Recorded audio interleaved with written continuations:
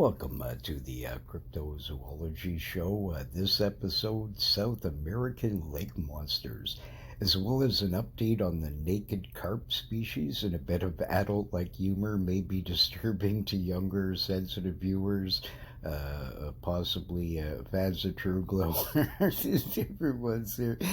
So viewer discretion is advised, as well as a video of a horrific creature of unknown origin trying to attack individuals that may be scary to younger, sensitive individuals. Uh, but I had told you in an older show that years ago I was out and I saw this crazy sort of dust storm, and I started taking pictures of these dusty tornadoes flying across the sort of place.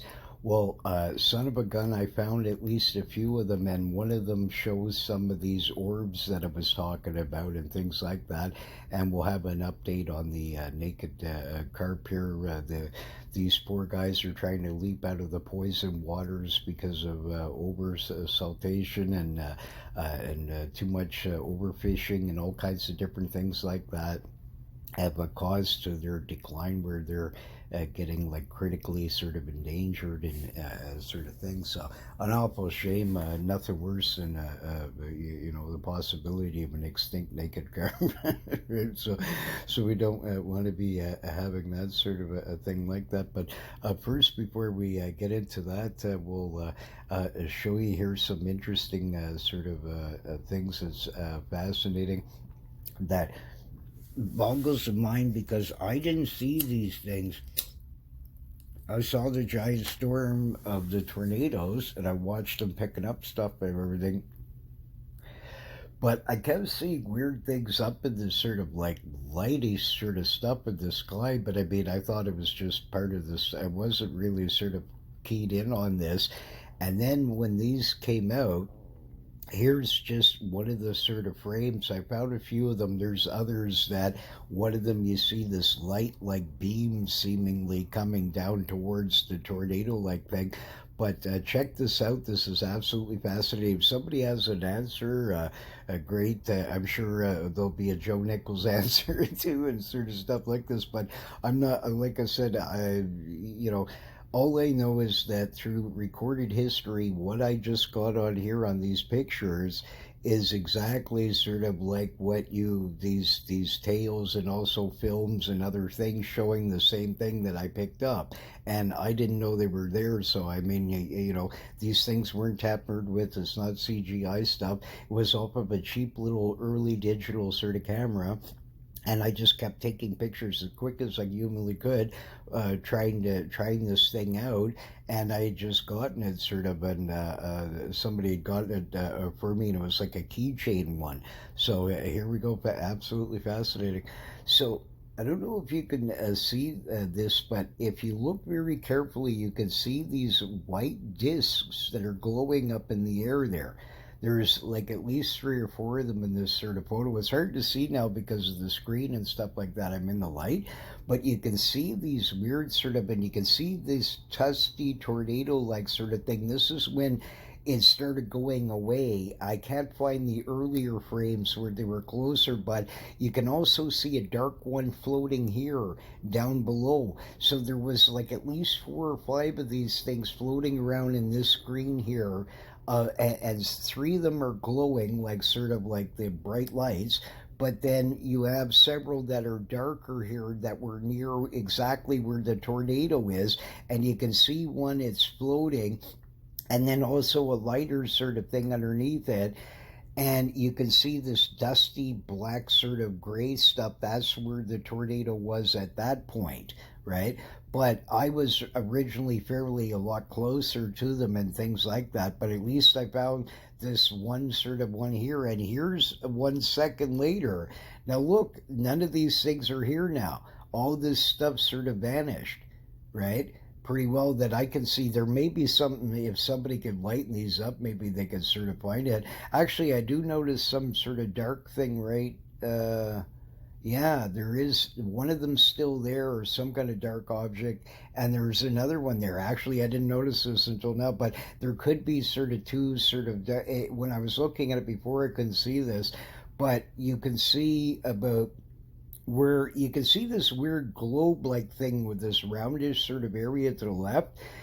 If you look at the top of it and sort of then start going sideways, you'll see all of a sudden a black object there. Then keep going, and about past halfway past the screen, a tiny bit above it, you'll see another black object floating there.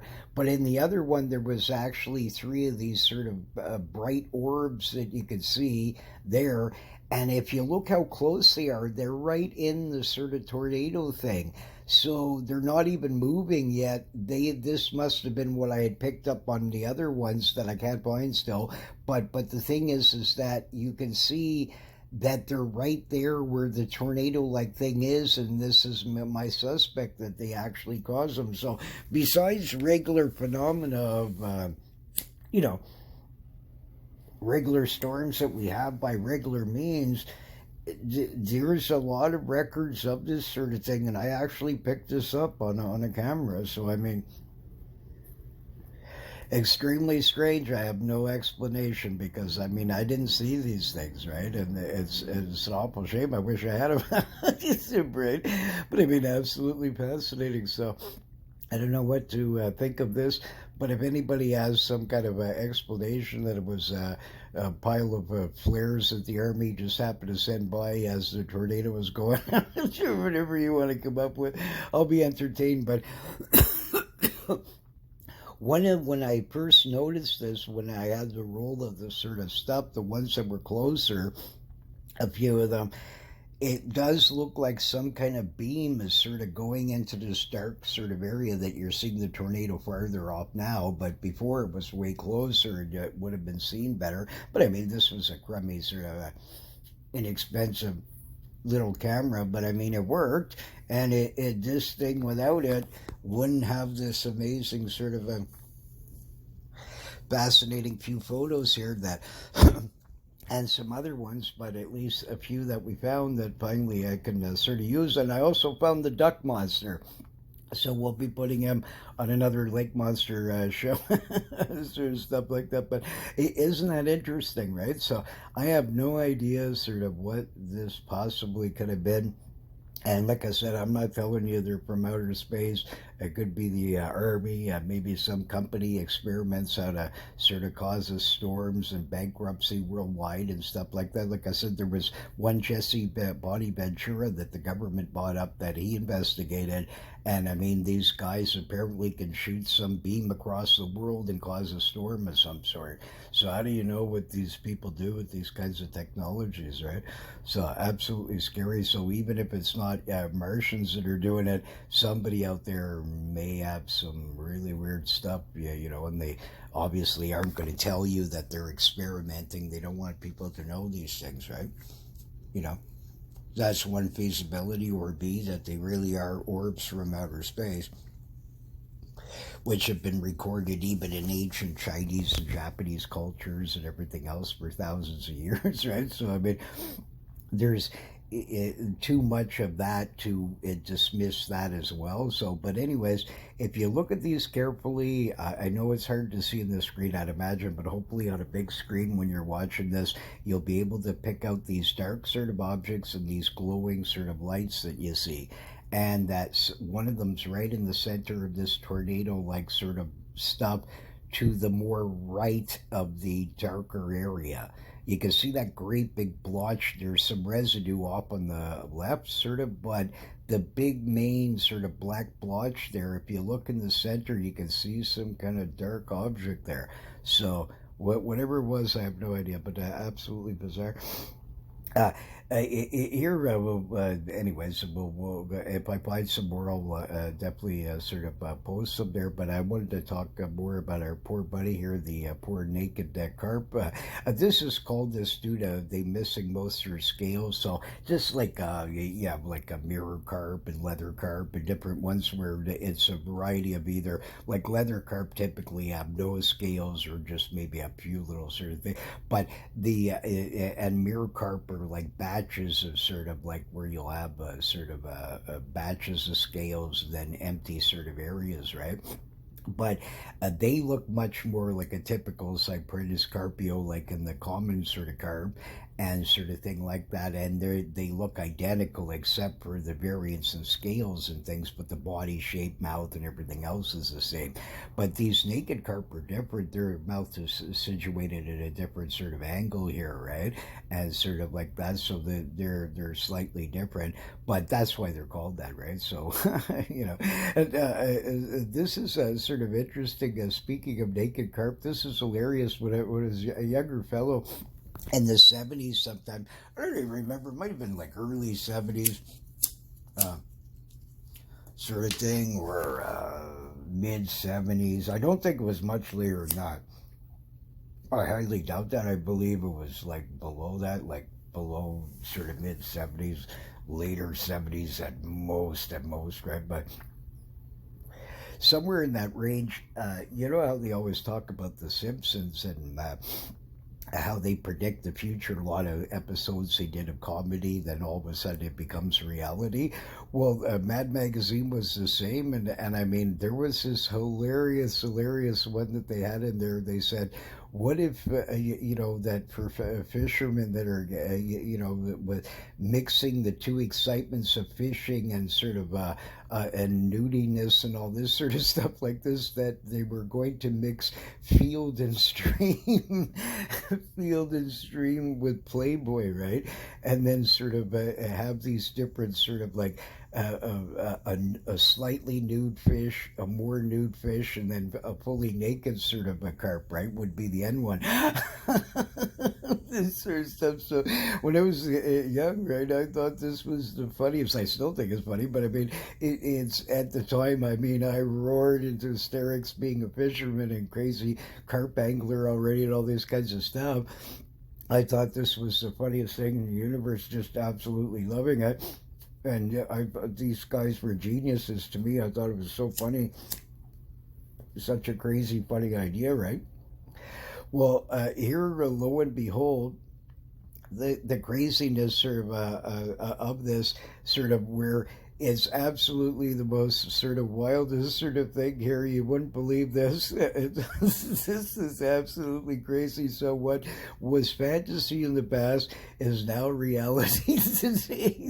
So being a hardcore carp angler since the 60s, thank goodness I haven't seen these calendars. Because, I mean, these young ladies would look like something like a daughter, like sort of thing to me. So I'm not into this sort of age group. Look at that one in the middle there. She looks a bit bratty. I'd give her a tuning for getting in one of these magazines, especially, like, I don't know what they all show, but like these ones aren't bad here. I mean, that's fine. The girls are dressed okay. I don't know this middle one here. She's got her hair covering sort of stuff, so that's a bit more of a naughty pose. But these sort of outfits really, I mean, are sort of nothing, no big deal here, right? But I mean, I'd imagine that there's way more to this. Right? So I couldn't stop when I saw this. I just roared into hysterics. I mean, I was thinking, oh my God, man, this is absolutely crazy. Right? So, but I mean, funny stuff though, right? And that sort of thing like that. And I mean, like I said, if any one of these were my daughters, I wouldn't certainly want them doing that. This sort of a pose, like I said, is not as you know, a big of a thing, but the you know, I would presume there's probably way more, right? Or stuff like that. So instead, I was telling Sean Gee about this, and he's got some great ideas here. So he thinks that, and I agree. And I mean, certainly there should be sort of more mature sort of hot models here for carp fishing and other sorts of species, right? So look at these ladies here. So this wouldn't be a better calendar sort of here. They should have more mature versions like this cutie here, sort of thing like that, or especially if they can find a Elizabeth Montgomery looking one or something like this, or this lady down here.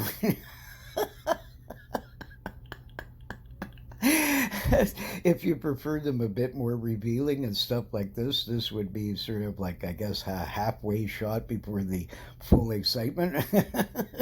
sort of stuff would be going on. But so, I mean, sadly in my region, I don't ever see any women that are around like this. So, like, I mean, this is the place to go. So, I mean, if you can carp fish around the clock and sort of hang out with some mature sort of ladies that, certainly don't mind. Posing for a calendar and these kinds of things, or posing out there, then that's the place to definitely go. So a quick fishing tip: floats from tiny to massively large are very important gear to always have on, right? And you need a selection of all kinds different ones. So, like, I mean, so there you have it. So so I think that's a good idea. I mean, why just let these it's not realistic, eh? Like, they're just flashing the little waddly sort of ones like that this sort of thing. They definitely need some different sorts of these, and definitely a mature version would be one that a lot of fans, I'm sure, would be into. So if you're a carp angler, a lady like this holding this monster is a pretty exciting photo, and certainly our lady friend here down below. Well, sort of thing like that. So, but all kidding aside, isn't that hilarious? Eh? So, what was comedy like in the past is now reality, right? Sort of stuff like that. So Shanky has some other ones here too. He's thinking that some may prefer them a bit more furry, like he does, like Mad Men and stuff like that. So here, the supposed early sort of a carp expert here, she says, "I love carp fishing." To her fishing guide here, Joe Magoo, right? So anyways, this may be some of the photos that Shanky he wants to put together competition and start making sort of different calendars on a low Canadian sort of a budget. He's going to film it in behind the Parliament buildings, sort of stuff like this. And he's going to get different ones here, like some may prefer them even more sort of hairy sort of, or wild like this, right? So, I mean, these two might be sort of a good anglers to use, or train them to be anglers in different sort of calendars. Can be fly fishing, carp fishing, walleyes, all kinds of stuff. Sort of stuff. So the competition's out there, but Jean-Guy's got the real seller here. He's now been negotiations with that secret military sort of buddy of his, and they're trying to get closer with this Lochness monster and communicate with it. And the beast was seen swimming out there, and it probably is maybe already a naturally good fisherman, sort of stuff like that. But if it's not, then they want to train him and sort of get him to do different nudie sort of photos as he's out there fly fishing for the carp and catching them wild with his beard and these sorts of things, right? So just to put some competition out there for just these sort of naughty ladies calendars, right? So for people that have more of an eclectic taste. Sort of stuff like that. So that's the way to go. So, but Jean-Guy believes there's a market for these hairy studs along with smoother carp fishing guys, and he has somehow convinced others to pose, including a mystery man coming up soon there. So I mean, they're in negotiations there. So ladies, don't get too excited. The Lochness monster, you might be able to get him on your calendar. So there you have it. So I mean, it's made here right in our budgetary, and anybody knows, if you've seen a CBC budget for a typical TV show, like a little whatever it was on the prairie there, all these ones. I mean, the budget is like about $2 per episode, right? So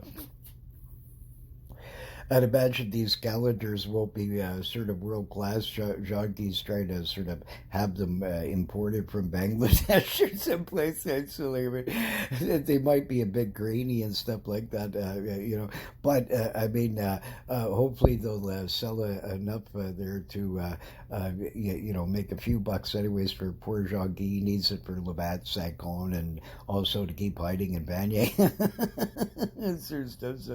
So here's some of the other ones here. He's going to get to combat with the that one. He's going to also get some Harrier sort of models here, sort of so that the ladies, if they're into more of the sort of wild men and sort of stuff like that. And also he's he's recruiting some smoother ones. They're harder to find, but like this guy here, this hairy dude here down below on the right. I mean, he's going to be tough competition there, right? Like, because I mean, as we all know, every lady goes crazy about a sharp dressed man. so he's pretty sharp dressed there. So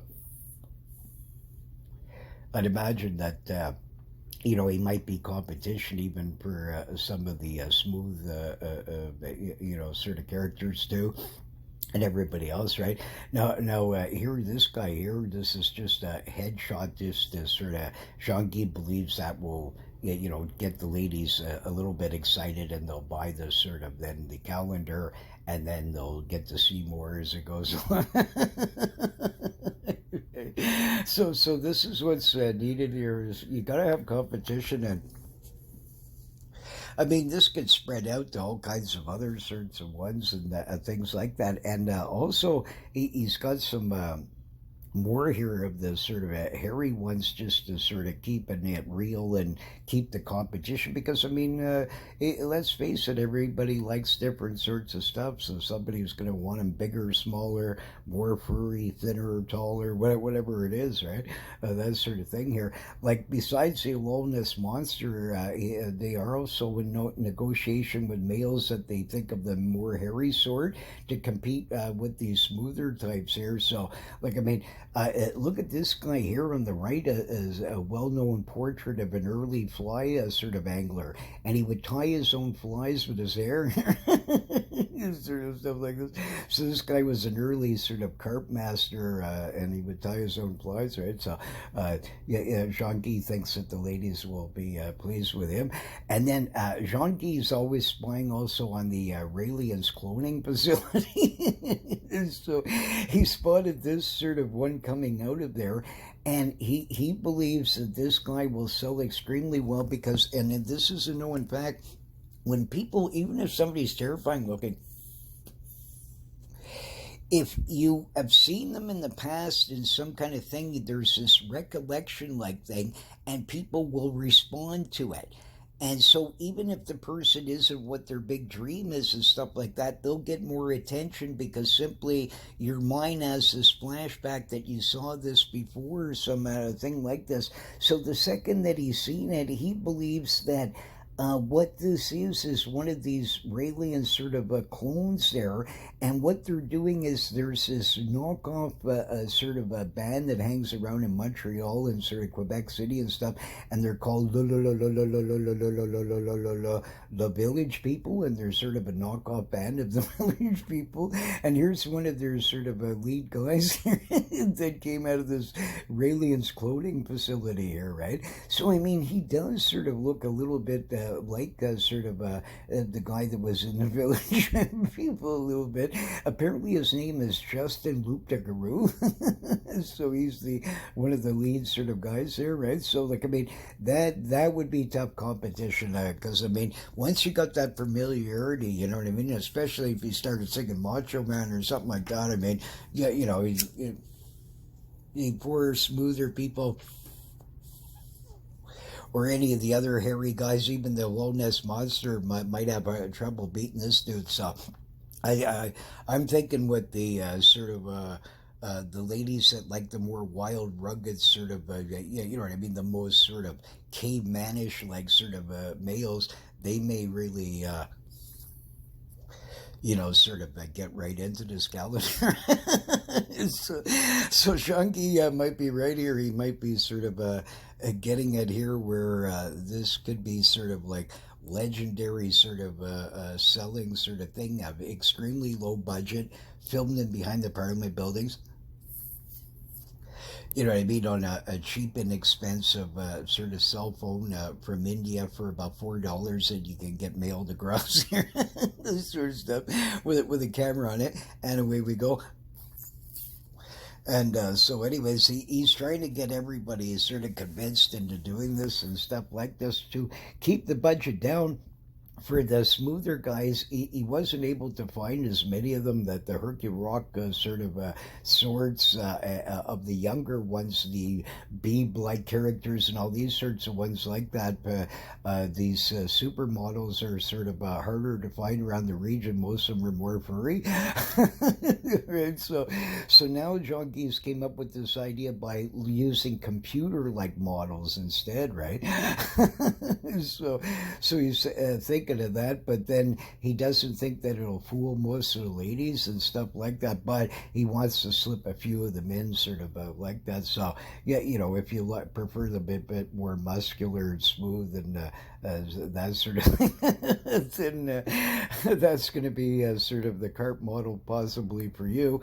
Now also these smoother contestants that for like the ladies that like a more mature sort of topless men, somehow he's convinced this mystery model here to flash one out there on the condition that you know, sort of that on the condition that he's going to offer sort of some extra sort of like what he was trying to do at first is he was going to he was going to just offer some of these smoother sorts here. He was going to offer them a cheap pocket fisherman and things like that. But you know, he had to beef it up in convincing the secret model here. So he's promising in a sort of a 3-weight fly rod here on the condition that you know what I mean, also agreed to do a muskie calendar. He tried to find others offering them, just like I said, this cheap old pocket fisherman and things like that, or Snoopy rods. But the problem is it was he searched all over and couldn't find any anglers that actually had so many giant muskies that they could sort of do a calendar with them, right? So so he's beefed up sort of the offering here, and he's offering a nice 3-weight fly rod there. So so should the supermodel mystery model here do this or not? So there wouldn't be much I wouldn't do for a 3-weight fly rod, or fiber, especially 10, 12, even 14, 15 weight. Like for mega titans there and sort of stuff like that. But all kidding aside, that's so Jean-Guy's up to sort of, I think, the right idea here. These calendars could be successful. They could take on these sort of young hotties there that are making all the cash with these poses of carp, stuff like this. So I mean, there is a market out there for sure. I mean, a few ladies there may become fans and that sort of thing like that. and of course some fellows here with the mature ladies there. You know, a lot of calendars might be being bought, so I think Sean Key could become a millionaire from this idea. So if you want to volunteer to be in there, don't expect much payment from him. Remember, this is Canadian. He might give you a quarter of his beer, of his Labatt St. Gold, or maybe a scoopful of a bucket of Fabu lard or something like that. But that's about it there. You're not going to get the big cash. so anyways, all kidding aside, isn't that the most hilarious thing? So, you know, what was fantasy in the past there, right, is the reality of today. And so the world's constantly changing and funny sorts of stuff like that. But I mean, I just find that absolutely hilarious. I like the idea of this. so pretty funny, I must admit. But anyways, now we'll get on serious here about the South American lake monsters there, and we'll give you updates if the Lochness monster or the mystery model or anybody else is going to really actually do these calendars, and if so, we'll tell you where to order them. And yeah, like this, or like I said, if Eddie Lee's or fellow fishermen want to volunteer and as low budget as possible, like maybe we could afford to. As because I don't want Junkie to spend any of the money and not give me this 3-weight fly rod, so so possibly try and donate them if humanly possible. I mean, who knows? You might get a date out of it. You could put your phone number. That might even work better. You could put sort of like on there on each sort of frame as you're getting more sort of flashing down with sort of stuff. Now, if you can't catch any fish and monster carp and stuff like that, so you're going to actually have to be a sort of a real excellent sort of angler to get these bigger ones, because they're not going to be excited with you know what I mean, a 2-pound carp sort of stuff like that, or a 2-pound muskie. They want to see the sort of the super sized ones, right? I will sort of lease these fish out to you. They have to be released, but you know what I mean? And then you can pose with them there like this, and we'll get them back in the water, and sort of away you go. And you can sort of do it that way. So there you have it. So that might earn me another couple of fly rods and sort of fees, right? So not only will you probably not get paid for these calendars, but it might even cost you a few dollars.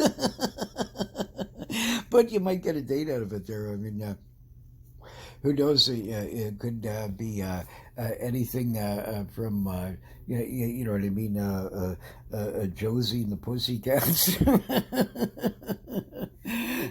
to Aunt Jemima. You might get a date. So I mean, all kinds of different ladies out there of different sorts might be looking for some studly carp and other sort of anglers there. so keep this in mind if you want to volunteer. Jean-Guy's looking around. Anyway, it's the craziest thing I've ever seen, but I find it absolutely amusing. So anyway, we'll continue on here and get serious with our South American buddies, the lake monsters here. Lake monster Nahuelito. Argentina Lake Nahuelito. Besides being a great fishery for trout, browns, rainbows, and other species can be caught, has had since early Spanish explorers tales of a giant snake to, in some cases, fish to seal-like animals or strangers, sort of things like in that sort of range. Being seen, filmed a fair amount of times. Lake has depths of over 480 feet. A very large glacial lake, roughly 380 square mile radius, makes it a big lake. The creature is usually a black snake, like in most of the accounts, anywhere from 10 to over 150 feet long, so pretty huge there, and its nickname is now Hito. And so, absolutely, and unlike a lot of sort of lake monsters out there, this thing has a consistent evidence from like massive early explorers here from hundreds of years ago to today of this sort of, the same sort of thing being seen, and the natives previous that lived around there, right? So, I mean, its history is quite long. And it's an absolutely stunning, look at how beautiful that place is. Oh my God, man, I wouldn't want to leave, but I'd be scared of this giant snake monster a little bit. But anyways, let's check them out here and see what's going on. So here's a couple of different sort of photographs from supposedly 2 different times and different sort of things, but these are weird. If you notice, they're actually seemingly the same sort of creature, and even sort of like this. But in this one here, you can see this individual, and they're sort of spying on them with their sort of binoculars, I presume. It looks like a pair of binoculars they got. And then here's a farther off sort of shot. But apparently these were shot at different sort of cameras, right, and a different sort of one. So either the same person is using some Photoshop like sort of stuff here and sort of is using the same flat cutout board monster and putting them in, or that if it isn't tampered with, then that is the same creature as that thing is on both of these and separate sort of occasions, right? But very interesting. You don't hear too many gringo accounts until really sort of about the early 1900s. One account in 1910, a man named George saw a large 20-foot diameter creature along this sort of inlet that surfaced roughly 6 feet out of the water, then vanished under the lake. Very interesting sort of a thing to it, where in that case it seems very wide, right? Like 20-foot diameter. I mean, that's extremely. Most of the films here that I'm seeing are things like that. It's nothing even remotely like that. So in that case, like I said, there seems to be a few variants of these monsters where there's definitely the main one. Hito is actually some kind of giant snake-like, serpent, dragony, like orm-like sort of thing. But there's other stuff also in there of a great fish to sort of weird other sort of variety, possible seal-like things, that sort of range, right? Where the circumference seems to be sort of a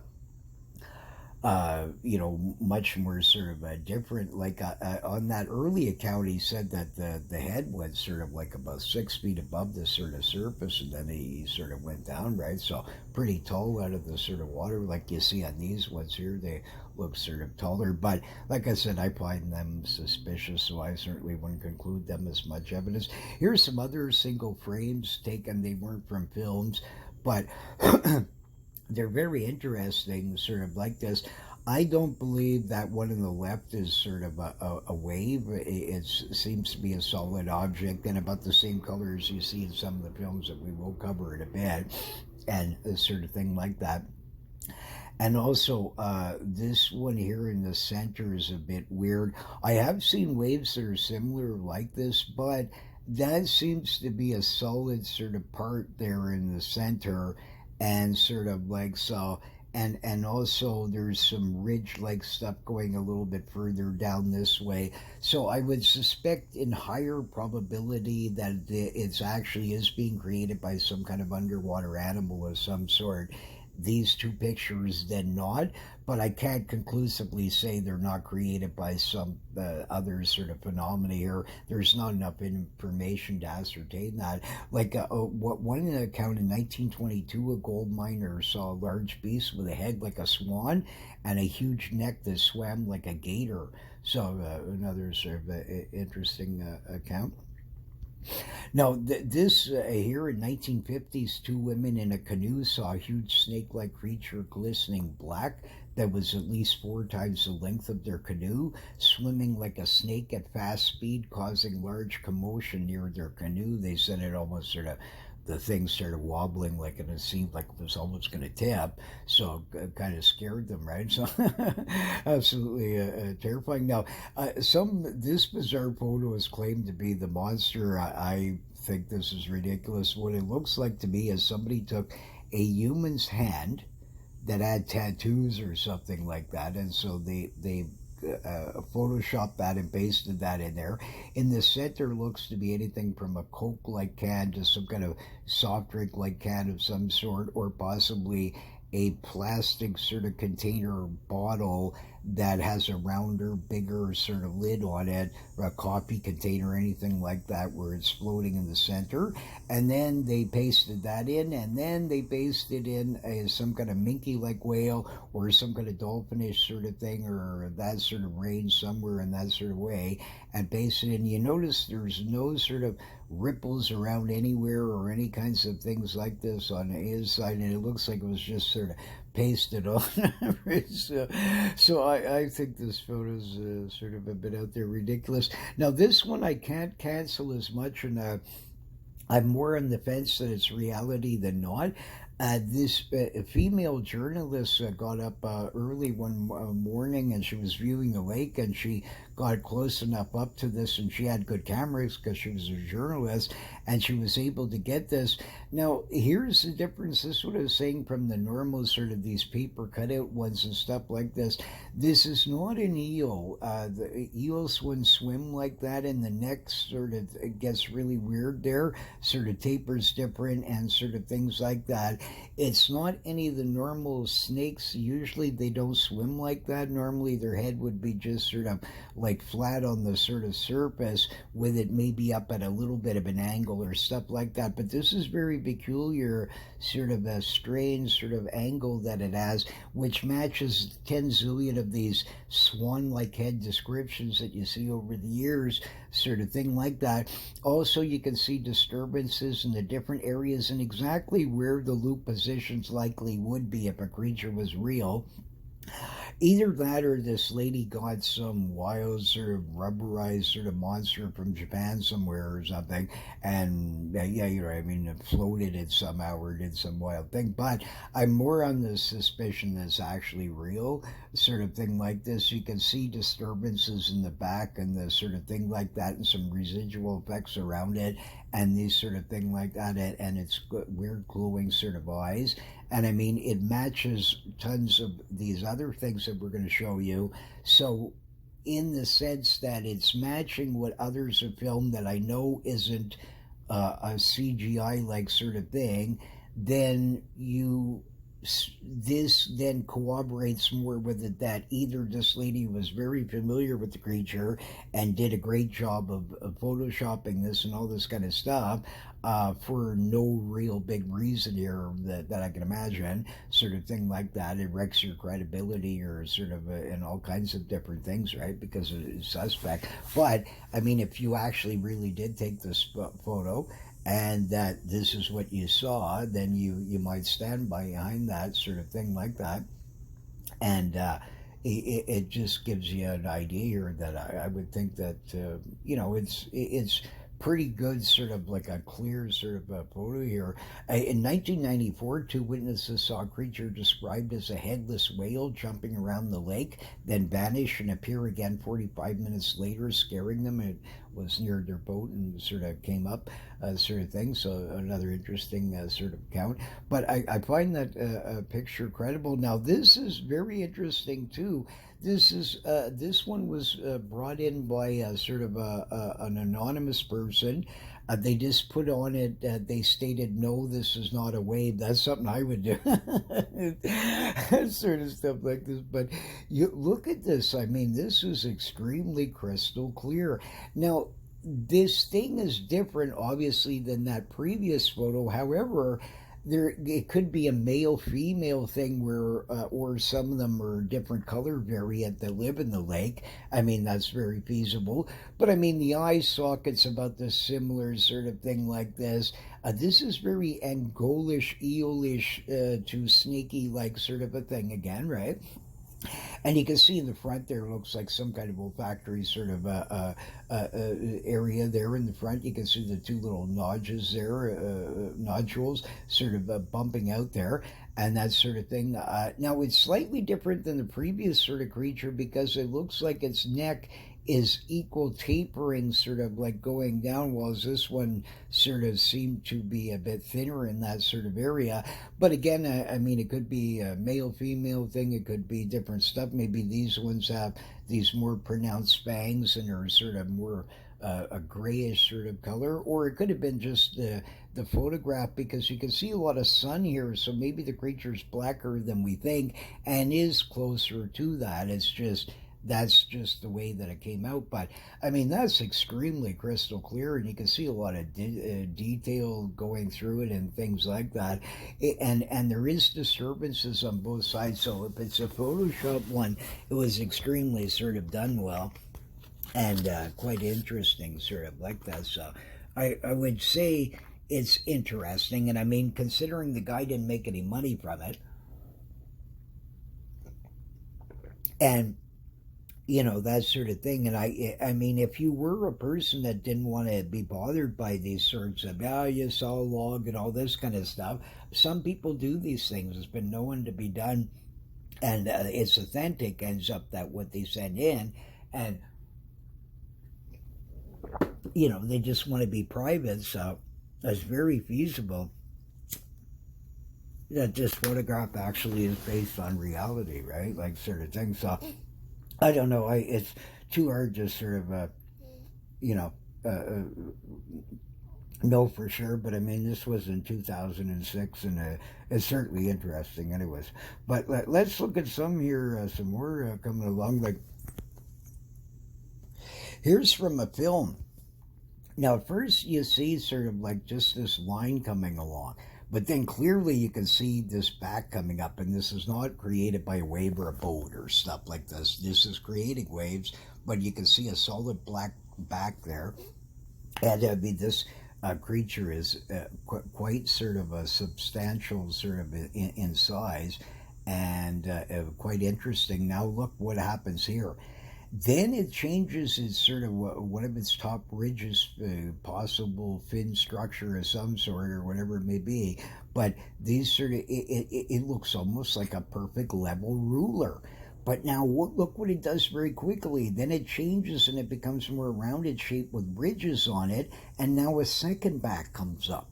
So absolutely, that's very, very sort of, I guarantee you this is not away from a boat or stuff like that. There is a very large animal there. Created, it's not a school of fish. They don't look like that. The line's perfect. This is a one solid object. You can see darkness under the water and even spots where it's sort of making this kind of commotion on either side of it and things like that. But he's just going along at a very sort of a decent speed, but sort of like not getting too excited, making all kinds of other side commotions and things like that. It's absolutely sort of fascinating, sort of a one. And then sort of here, that one there, it was very interesting. But I mean, you clearly see that this creature is causing a great disturbance, and it's very, very large, whatever it was. Now this one's fantastic. It was filmed by a bunch of fishermen, and you constantly see them in the film because the guy that was filming was sort of in back of the rest of the guys. He was sort of up at the front, and sort of then he sort of got them all in there, and you can constantly see the monsters as going along. And these guys fully believe 1,000,000% that they saw Nalahito. And it's not a sort of a film that is some kind of CGI-like thing or anything like that. And it's very, very convincing that some extremely large water anomaly is going along in this sort of lake, and much bigger than their boat. Now here you can see as they start slowing down, you can see this thing. Look, it's crystal glass here, and you can see this big, long, snake-like sort of black thing, and he's going along like this, and it keeps sort of, they slow down and they speed up with the boat, sort of like this, to keep an eye out on it and trying to track along with it as it's going, right? But, I mean, it never looks to be massively wide, and again, it matches these other snake-like sort of photos and things like this. So this is truly sort of like a great worm, water dragon-y sort of giant snake sort of a creature, right? So different than a lot of the other sort of lake monsters that we typically find, right? Sort of thing like that. But I mean, absolutely fascinating. I mean, it's these guys, this is a very credible film. And I mean, you see all kinds of angles. You see this creature changing positions, and little hump-like things occasionally will pop out that are snake-like sort of thing like that. So it's a very credible film. It's certainly not a wave. It's way too big to be an otter or any kinds of things like that. It's not a crocodile or stuff. Like any kinds of things couldn't fit into some wacky thing like that. Like, I mean, whatever it is extremely long. It's thin, and it's wormish, that sort of thing, because the disturbance that it makes, it goes quite quick at some points, but it's weird. Like, I mean, it's always thin, like, and you don't see, like, you know what I mean, compared to a lot of other ones, like I showed you in some other sorts of lakes where the object is much more wider, sort of, and that sort of thing like that. But again, there is sightings of these sorts in there, and we'll see some more here sort of in a bit. Uh, here is, at the end there, this is now the thing sort of went away from them, and he starts calming down, and you can see that big long line there, right? See the length of it. I mean, this thing's going along, so whatever it was, I mean, it was absolutely sort of extremely interesting and definitely alive. It can't be a school of fish, and it's too long to be sort of a one sort of big fish of any of the known sorts here, unless it's some kind of mega orb fish or some sort unknown or whatever, some kind of weird thing like that. But it's definitely wormish to that sort of snaky-like sort of a creature, whatever it possibly been. But now here's some strange variances. This interesting one that these guys are on the shore and that sort of thing like that. And when I first saw this, I'm looking at it and it looks like two whitecaps. So yeah, they're maybe hitting something or whatever and things like that. And just, didn't think that much about it for a few seconds until then it starts getting quite interesting where the frames sort of change. And you start seeing that no, actually, at least in one of them, I can't tell you the farthest one far off, what was creating that, but I can tell you that whatever was creating this is a live sort of animal and extremely weird shaped and very large. From the distance that they are and the sort of thing like that, it would be of decent size, but doesn't seem to be the snake monster. It seems to be something other unusual thing. Now, can you see here in the center where that whitecap is? Now the other whitecap had disappeared, but look, you can see now this gray solid sort of back object. So it could be the snake monster that you're only seeing a part of his sort of back. It's possible, and this also matches the color sort of that anonymous photographer that sent in. So again, let's presume there's males and females of these, and maybe the males or the females look different, maybe a slightly different color. I mean, that's 5 zillion% feasible. This happens in all kinds of creatures, right? So, I mean, it wouldn't be the first in fish to every other kinds of ones where there's little variance in things, right? From male to female of color variance or different sort of things to that. So that'd be extremely a feasible sort of a thing. But if you look very closely, inspection there and sort of blow that part up, you can clearly see that is a solid object and it wasn't there in the previous sort of part, and it's not a log because you actually start seeing it flopping and going up sort of like as if it's doing some kind of weird feeding. And it's strange. It looks almost like it's swimming like a mermaid on its sort of flat-wise, sort of on its side. So it's hard to tell if it's some kind of huge fish or is that just a part of this snake-like creature's back that was coming up at a weird angle or this sort of thing. Is not enough information that you can get from it to sort of do this, but you can clearly see now it's making much more of a disturbance, and now the back has changed. It's much more level and longer. There's more part of it coming out, sort of thing like that. So I mean, that's an absolutely extremely sort of interesting sort of a film that I find sort of credible that whatever it was, it seems to be very decent size.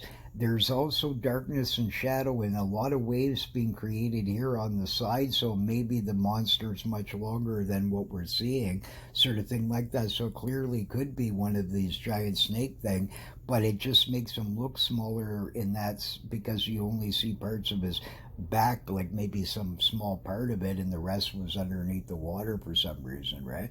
But I mean, absolutely fascinating. So very interesting. Now here's another one.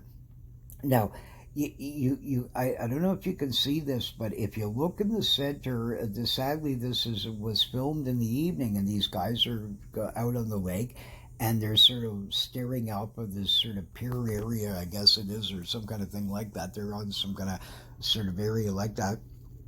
and they're talking, and the guy says, "Naruhito, Naruhito," and they start like this, and this thing, and you see this black head come up, and it's exactly about the same kind of thickness, sort of look like you saw the other pictures there of the snake monster, right? So again, we have another corroborating snake monster sort of part here, where he could be something like that from this sort of picture here. You can see in the center that black sort of object. Now, you can see him here. Look at the big disturbance that he makes, and the guy's pointing to it, and you can watch this thing flopping around, and he's speeding out there and stuff like that. And again, he's got this same strange sort of snake-like head. So considering the films are showing the same thing as what these photographs had purported, right?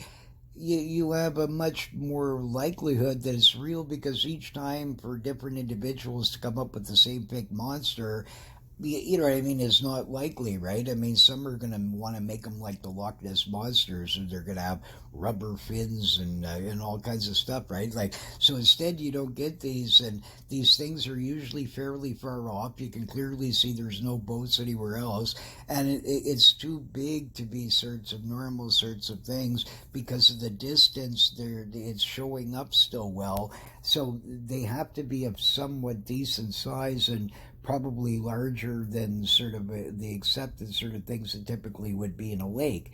So that's the question, right? So you have ancient history here from explorers hundreds and hundreds of years ago mentioning them, to the natives, to everybody else, and all kinds of corroborating films.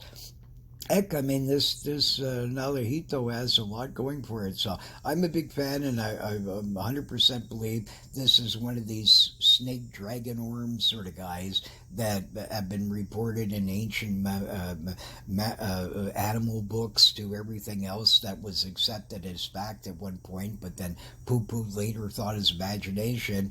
These things aren't imagination. There is some unusual anomalies living in some of our lakes, and this is definitely sort of one of them. So I would find this sort of way more in the credible sort of possibility of a true sort of unknown lake monster like thing, instead of just blaming it on a fish or a log or that sort of thing. It's got a lot of credibility to it, but way much to just push underneath the carpet, and much more so in a lot of ways than Lochness, or some of them even in some ways, right? Because it's consistently mostly the same sort of creature here, besides a couple of sort of anomalies that could be visitors or whatever, right? Or some other odd species that isn't known in the lake too, a seal visitor or a walrus, whatever, right? Any kind of wayward thing possibly somehow could have gotten in through some kind of water system and then get in, sort of thing like that, right? So, but whatever the case, it's very interesting, and certainly one that's definitely has some credibility to it. Here, the River Poala, a strange creature witness in 1995. The witness saw it heading up the river that had a head like a foal, that had shiny skin and a mane like a horse, right? When the beast came past him, the disturbance almost upturned his boat. So, I mean, the creature could have gotten through the sort of rivers and stuff like this, and there's reports, too, of some kind of monster-like thing around this sort of area in the lake itself. I think it's Lake Vlad or some kind of name like that, but, I mean, the main occurrence, the same thing with the Loch Ness Monster, I'm going to put it where it is actually the River Poala instead of these other places. But what a lot of people will do is they'll say it's in the lake, but the sighting's actually in some other spot, right? But even though they connect, sort of thing like that, it's very feasible that the water monster would go in there.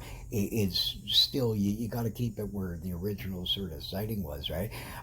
Another witness, his aunt, saw the thing and said the same thing. It had a full head, and with feet that had a duck, that looked like a duck and walked like a duck.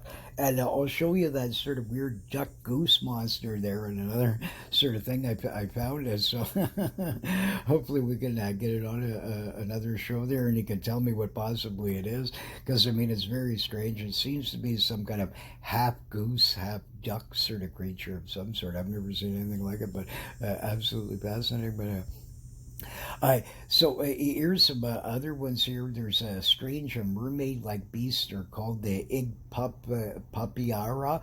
It is called witnesses seen around rivers and lakes in the region, and they're said to embrace victims by water's edge and drag them to the depths. Right. So yeah, hopefully they look cute like that. I mean, if you're going to go this way, they might as well be hopefully a bit sort of cuter like that one here. One early explorer in the 1500s, he said the men of this species were of good stature and the women look like women and are beautiful. And they hang around sandbars and stuff like that, right? So absolutely a fascinating sort of account. So if you're along the Amazon and these different small rivers there, the different ones, Orinoco and all those ones, be careful from the bigger to medium-sized ones to the small ones that one of these egg papiara don't come out there and sort of, sing you to the depths or drag you in. Sort of stuff like that. I don't know if these ones sing like the Serens do, but I mean, you got to wonder worldwide with all the same sort of tale every time, right? So what are these people seeing? There's got to be some strange explanation to it, but whatever it may be, right? But very interesting. Here, this is interesting. There's the Arapima was always thought to be just sort of like one species, right? But recently they found out that there's actually probably several of them, and at least they know of a new kind there that was recently discovered. They're also called Pirarucu and stuff like that. In old days, there was counts of even some up to around the 20-foot sort of mark, and 15 feet and things like that, like 300 kilos and that. But in modern times, I mean, 1 over 10 feet is extremely sort of uncommon, and most of them are between the 7 to 10 foot sort of range for a real big one, and a few hundred kilos, right? So, but a beautiful sort of ancient fish. They're absolutely fascinating. Sort of a creature, and you gotta admit that would put up a good scrap. It's definitely one of the ones on my wish list, but for some reason, like, when I was a kid, they used to say that the Arapaima was the biggest in the world and sort of stuff like that. And then I'd see these Wells things and different ones like this that showing that there was bigger, right? I didn't agree with these guys even way back then and sort of stuff like that. So the Arapaima was one of these fish that, they were making these claims, but I could find other species that seemingly reach larger. I sort of, you know what I mean, use this as my poster sort of thing where, these guys really, they make claims, but I mean, there's too much evidence for other species showing they can get bigger and that sort of thing. Now they don't say that, but at the time they used to always say that they were, right? So scientists discover new things all the time, right? So, like, I mean, what they state as fact one week could be fable the next, right? Sort of thing like that. So, but very interesting, but absolutely beautiful sort of ancient sort of fish. Look at the scales on these dudes. They're sort of quite the prehistoric sort of looking monsters anyways. But here's a fish that much more on my sort of list. When I was a little kid there, I'd find these old newspaper articles from 1800s, 1900s, 1930s, 40s, 50s, these sorts of ranges. They were quite common of stories of travelers going to sort of South America and stuff like this and being attacked by these giant paraba, right? Sort of stuff like this. And I mean, here's a smaller one of today, which is still a big fish. I mean, this lady's great stuff. I mean, I'd be super proud of her and sort of be taking pictures away, of course, too, right? Sort of stuff like this. But I mean, these I remember when I was a kid reading this one tale about this guide, and he brought this American guy out, and they hooked in, and they had told these stories about using logs with some kind of thick twine and these giant logs would be like a bobber, so the line would reel off a sort of spin off the log, and then when it would run out, then the giant catfish would pull it down and he'd sort of choke himself and eventually drown. Well, there was all kinds of stories of some that never resurfaced ever again. The log's gone, and I mean, the monsters would bust these things off, right? So this guy, he reeled up this monster, one that was thought to be at least about 10 feet long, and when they went to sort of get closer to it to sort of land this sort of thing, somehow the creature bumped into the side of the boat. The guy flipped over into the river, and the giant catfish monster grabbed him, and the guy started recalling seeing all he could see is parts of his body sticking out of its mouth and start being ingested, sucking it back further and further, and then he watched the American guy sort of vanish into the depths, and sort of he was eaten, right? And it was sort of reported in the papers at the time, and the police, I guess, and everything else sort of believed that, sort of thing like that. So, I mean, I've been studying these, like I said, since a little kid, of these sorts of tales here. And I mean, you can see these tales aren't that exaggerated. Like, here's smaller ones of today, sort of thing like this. And I mean, that fish could, this little Waddly girl here, I mean, she has a very small, petite sort of figure. Look at the size of this dude's mouth, right? He could sort of half grab her, right? So could you imagine one that's like 10, 15 feet long, sort of like that? So some of these stories are probably true, that, and that sort of thing like that. So definitely, that's one of my ultimate sort of dream fish ones too. Would be sort of one of these baraba there, because they're just real monsters, right? And I mean, I suspect there's some way bigger ones out there. I mean, once you get to a certain point, the old hook and everything that these typical people are going to be using is going to straighten out, and these kinds of things. So I wouldn't be surprised that there's still some pretty mega giants floating around in there. Also, bull sharks, sometimes recorded to at least about 12 feet, and things like that. A decent big one is usually about 9, 10 feet, sort of like that sort of range. But there's been some even over 12 feet. There's been stories of giant bull sharks, apparently like over 15 feet and stuff like that recorded. But the thing is that they go up many rivers worldwide, but also many other species of sharks do too. And in fact, one early account that I found that was absolutely interesting, this early explorer, he mentions that they were at some dam and the water, I guess, lowered or whatever, and they trapped this giant sort of toothless monster shark that was apparently like 20, 30 feet long, sort of ideas on them. They could grow quite huge. And he said they were extremely rare, and a lot of the natives weren't even familiar with them, rarely ever seen. But he described it, he said that apparently it had been blamed on some people vanishing and sort of stuff like this, where it actually just inhaled them, right? But his interesting account, he says that they had spots on it, right? So is this some kind of, was there an unknown that may be extinct now, or a unknown sort of a whale-like sort of shark species that lives in the Amazon? Or B, was this an off-course sort of whale shark, which is quite feasible too. I have accounts in the book of huge whale sharks and basking sharks that went way up into water systems of fresh water, and some survived in there for weeks and didn't die because of the fresh water shock. They were actually killed by locals and stuff like that. So that sort of thing. So I mean, there's it's quite feasible that that could have even occurred. But whatever the case, it's a fascinating phenomena that massively up a freshwater river sort of thing like that. There's that and some other weird shark tales of different sorts that were caught that don't match the bull shark sort of phenomena. So there could be other sorts of ones in there unknown to science, or strange visitors that get up to them somehow, right? So very interesting. Anyway, it's just another sort of a fun one to definitely chase out there. There's all kinds of other fish I could have covered. There's over, like, at one point they had said that there was over 2,000 fish species in the Amazon. There was more at the time known when they listed this than what was counted in the Atlantic Ocean at that point.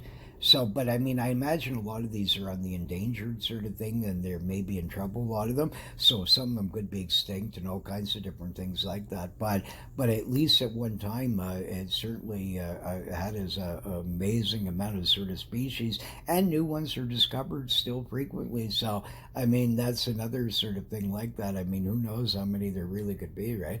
But absolutely interesting. So certainly, I'd love to go there and try and sort of hunt some kind of sharks and stuff to see what other I could find besides bull sharks, right? So sort of thing like that. That would be definitely another one on the list here. Here, these giant anacondas, and you get these python stories, and of course, these guys claim the titanoboa, really the Punky Brewster, compared to a lot of these tales of giant ones in the sort of South America. Like Percy Fawcett, he had shot one, and he said it was like 62 feet long, right? The locals there, they call it Yakamuma, right? And some the sightings, it has like horns on its head or glowing phosphorescent eyes. Typically, it's very dark, sort of stuff like that. And some accounts even up to sort of like 150 feet long, with tracks 6 feet wide. Holy mackerel, right? Now, here was one that was crossing a road, right? And I mean, this one was in its 20 some foot sort of range here, right? But you can see crossing the road. And so a lot of people, though, blow these up and try and make them look like 3,000 feet long and sort of stuff like that. But missionaries, all kinds of people have seen these things for hundreds of years in these native accounts, and you wouldn't be able to drag something like that back, and to even be able to kill it, you have to have quite the equipment sort of with you, and a lot of different sort of things. So that's probably why none of these Titan ones have ever been dragged back. Could you imagine you're trying to tons of whatever weight that this thing would weigh, right? Like, let's say it's 100 feet long. Now you're trying to drag them back. I mean, come on. I mean, really, like you would have the flies and the 5 million things that would be around you. You know what I mean? You'd be dead from malaria and everything else in 5 minutes, right? So that's why these things aren't sort of cataloged properly, because once they get a certain of a size, the people don't have the right sort of things for this sort of stuff, right? So, but there's definitely probably some reality to this, or at least there was some kind of unknown king snake that certainly dwarfs sort of this titanoboa. I mean, to me, that's just a person. He found one little fossil sort of stuff. He imagines that it's 40 some feet long, and sort of thing like that. So he thinks that because they haven't found ones of these of other species, that this must have been the king one and everything. But I mean, for centuries here, you have stories of snakes 3 times the size of this so-called titanoboa plus. I mean, it's ridiculous. So no matter what, I guarantee you there was, and probably still is, much bigger snakes than titanoboa. So, this is just a guy that wanted himself a paper and to make a proclamation like that. But I mean, that just because you haven't found a fossil record of a bigger one, this happens all the time. They have to change these fossil records constantly, because what they thought was big, then all of a sudden they'll find one twice the size. When I was a kid, they said no birds could have ever existed barely over about 10 feet sort of wingspan on them, because they wouldn't be able to fly and this and that. And I mean, they keep finding giant, bigger pterodons by the minute. One guy claimed he found some kind of one that must have been like over 80 feet long, sort of thing like that. So all this kinds of stuff is what they considered imagination at the time is now shown to be fact, right? So the same thing is that, I mean, just because you haven't found that fossil yet doesn't mean that this titanoboa was the biggest one around. I mean, it's complete gobbledygook. Again, it's just somebody wants a paper, right? Sort of thing like that. But here in another one fascinating, I had went to BC and had a terrifying encounter with something very strange, and I'll talk about in the book there, of this sort of a creature in the Black Lagoon that was supposedly living in the lake, right?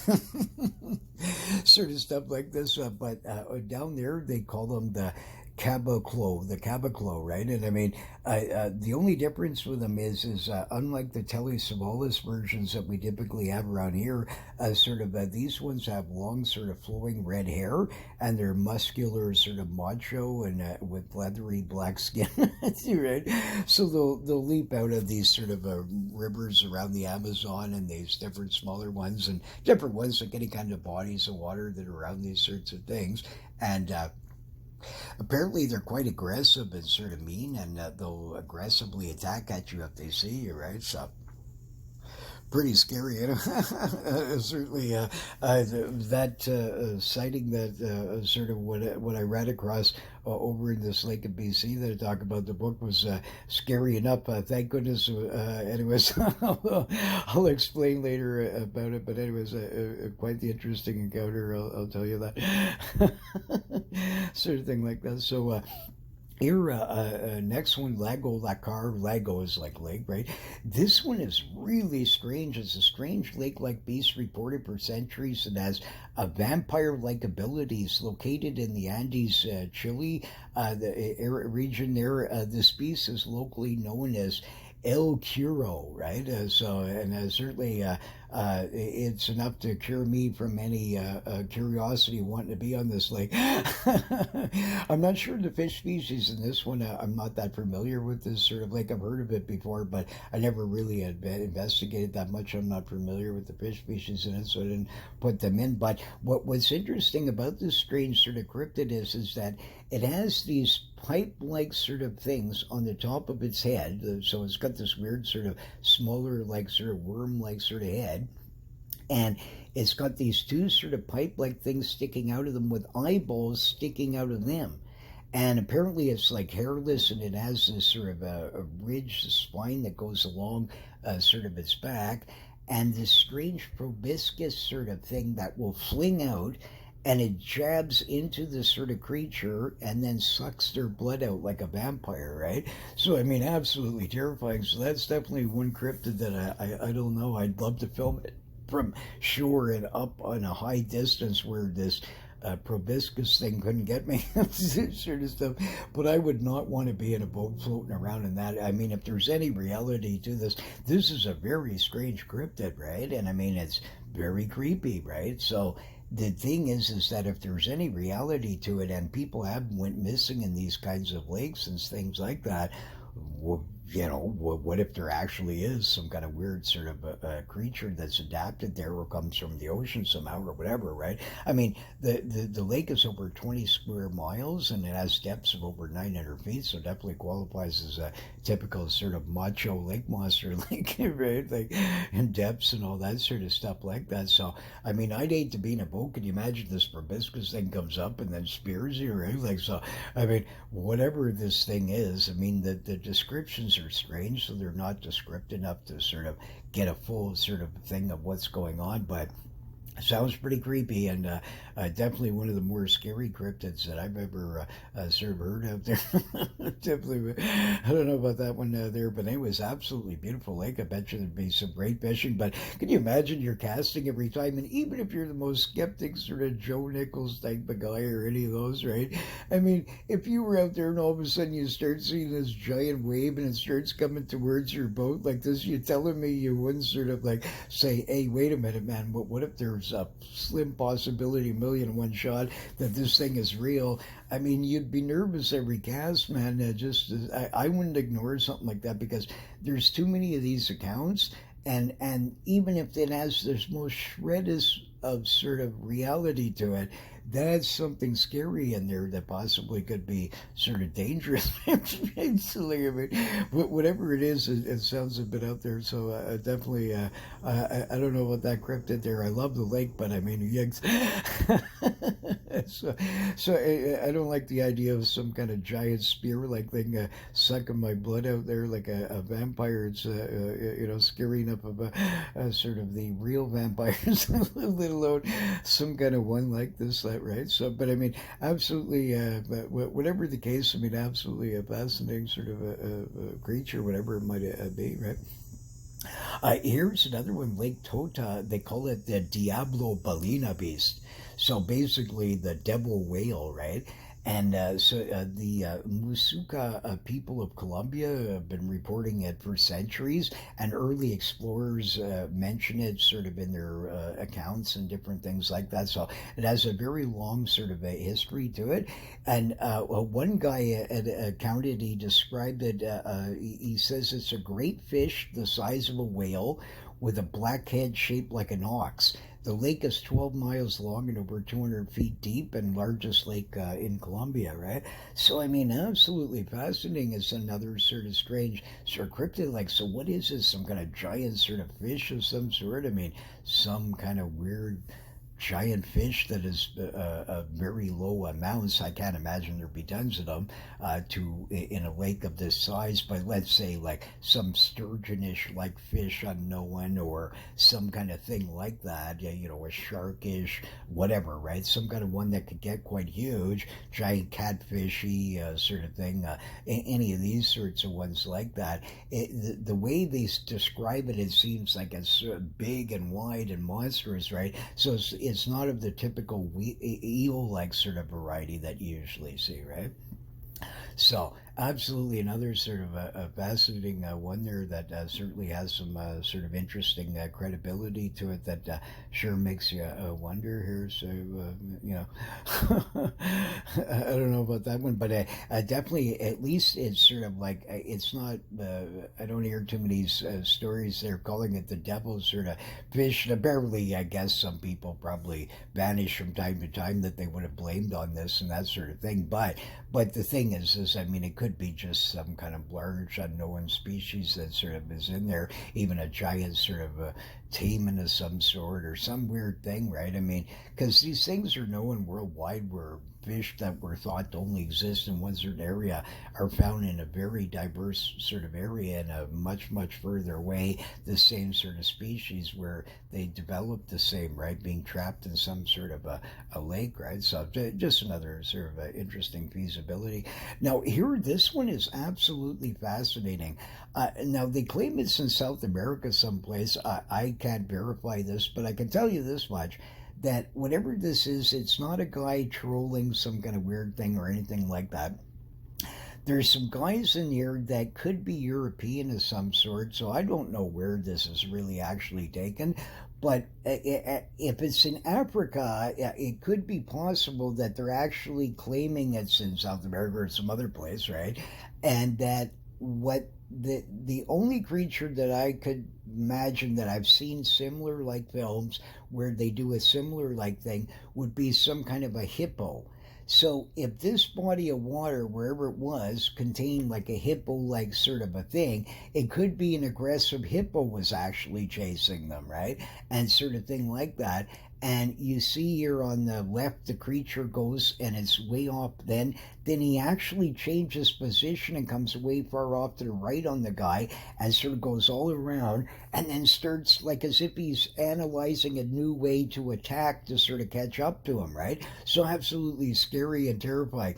So if this is not in a body of water where hippos are known in that, I do not believe it seems to be too fast and different way the wake it's making and all that kind of stuff. It's not alligator crocodilian like sort of thing. So now you got to eliminate that. I don't see any shark fins, so it couldn't be likely a rogue sort of shark, sort of thing like that. So now you've cut down the list. It seems extremely huge to be a sort of a predator sort of fish of some sort, a sort of thing like that. So now you got this conundrum where this seems to be a live animal.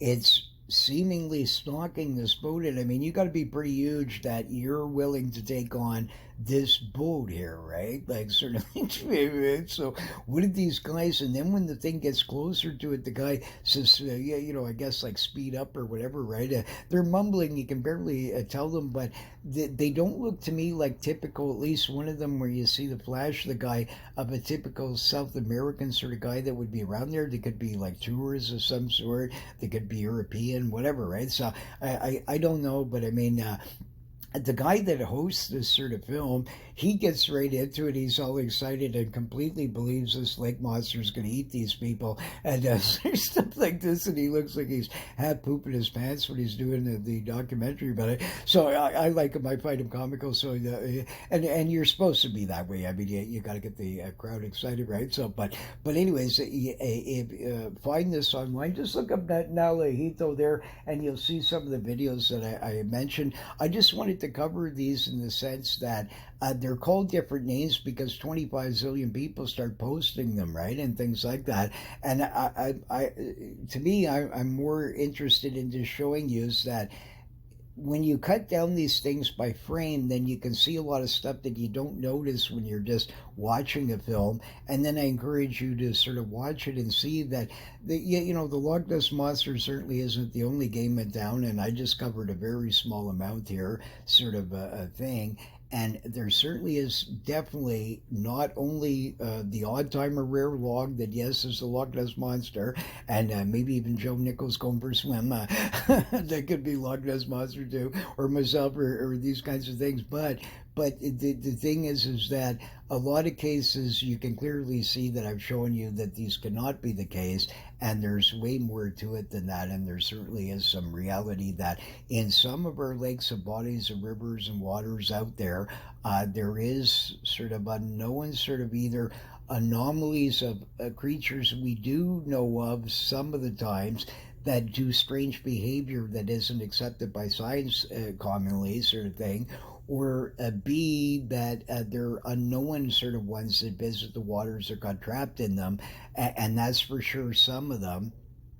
But most likely, in most cases, a lot of it is both, where you get also other sorts of visitors, and this is how they got in too, just like the sea monster did, sort of thing like that. So hopefully you enjoyed this shorter presentation. I know there was a bit of adult humor there, that sort of things like that, but I mean, that's pretty comical. When I was a kid, this was considered fantasy and certain stuff like this. So now you can have this haughty carp angler lady there, or if you want to see one of the younger, older studs there, Harry or Nun Puri, Jean-Guy's going to have you set up.